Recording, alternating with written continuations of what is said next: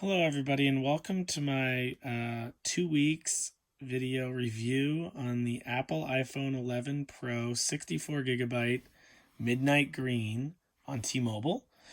You can tell it's got that awesome frosted glass slash matted glass with the Apple logo as a standard glass.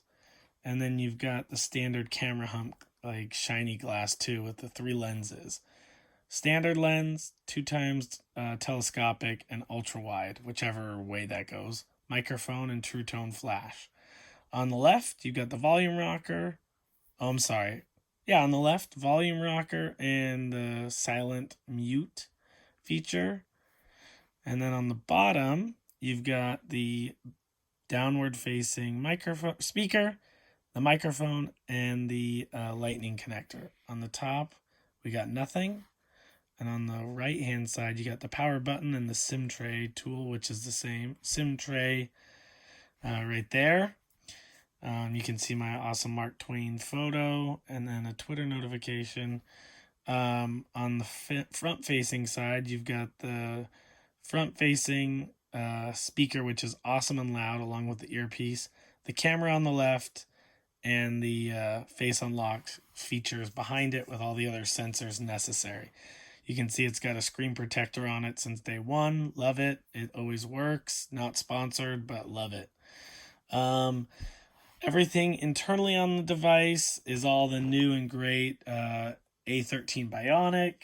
I think it's 4 gigs of RAM. I don't think it's any higher. And that's the same on the iPhone 11, the Pro, and the Pro Max. Battery life has been amazing. I plugged it in for a little bit, but today, just an example, this has been my main device. I put my SIM card out of my Pixel 4 into here as like the main one, and then my spare SIM is over in the Pixel 4 right now. So I've been using this day to day for a week. I came home today after pretty standard use, and it had 80% battery life about midnight, which is awesome. So not heavy use, but average consumer use.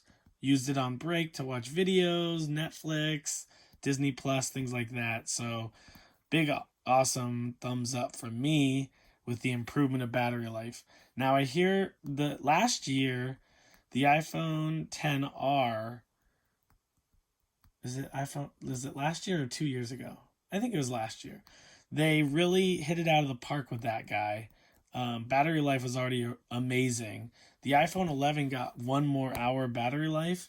Now this is going from the iPhone XS, you get 5 more hours of battery life, and going to from the iPhone XS Max to the 11 Max, you get 6 hours of battery life improvement. So I don't know if it's the 7 nanometer chip, just performance improvements on iOS 13, but to have 80% after a pretty decent day at work, getting on my phone on breaks and lunches and using it heavily, especially with the AirPod Pros and stuff, was just a really nice experience. So it's coming down to today, tonight, whatever you want to call it. Do I keep this phone or do I go back to the iPhone 11? Now, this device will eventually become my secondary device. I have my iPhone 10 right here. I've had it for 2 years. In about 2 months, I'll have had it for 2 years. You can see it's got the standard lens and the telescopic with the flash in the middle of the microphone. Same layout, volume rocker or volume buttons, silent mute, power button, and SIM tray here.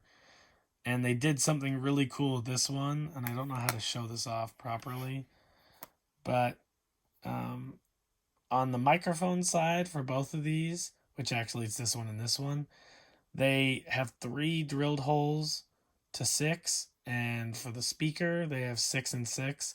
So it kind of offsets it to have not an equal, but they wanted to put that extra antenna bar, so I get it. But oh well, that's just one thing. Wow, I actually turned on the flashlight. That's amazing. But looking at the back, obviously, you can notice right away 3-2. This is just that standard shiny glass, very slippery. This is still slippery, but it just has some form of grip if your hands aren't extremely oily. Front facing on both of them look the same. This one's off.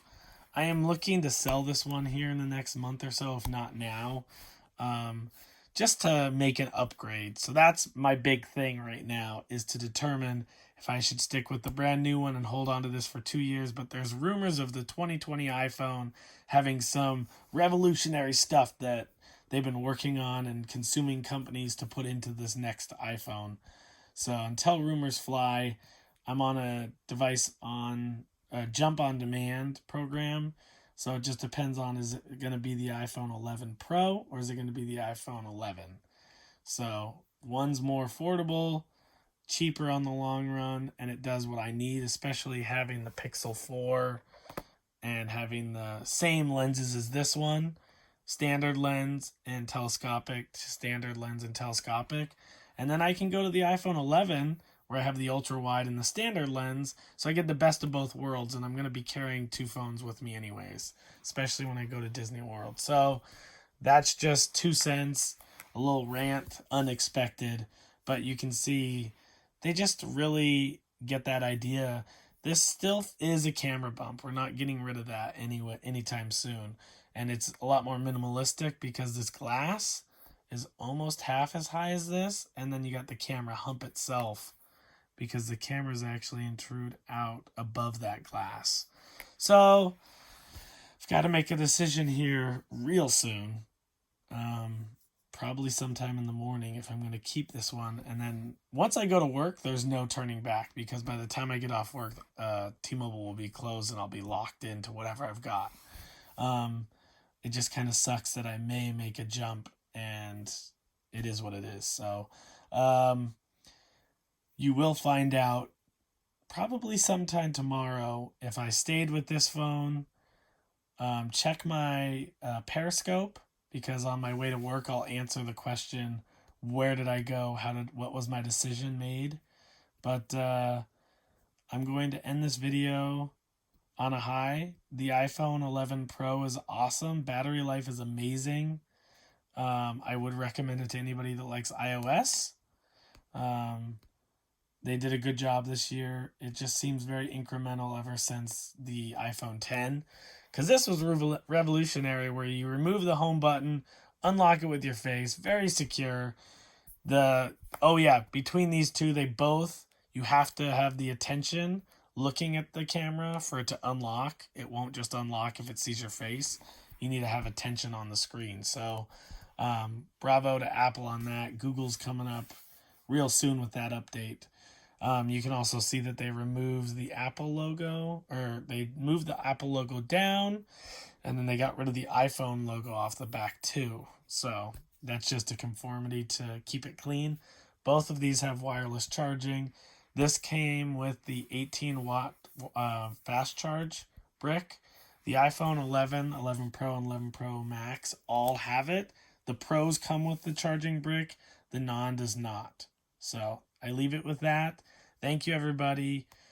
Comment, subscribe, and share. And you may possibly see another video if I do switch back to the iPhone 11 once again. But it will come down to a very tight, do we go with the Pro or do we go with the Standard? And I got to make that decision real quick. So check out my other first impressions of the iPhone 11. They should be out. If they're not, I'll go back and I'll release them. But thank you again, guys, and we'll see you in the next video. Bye.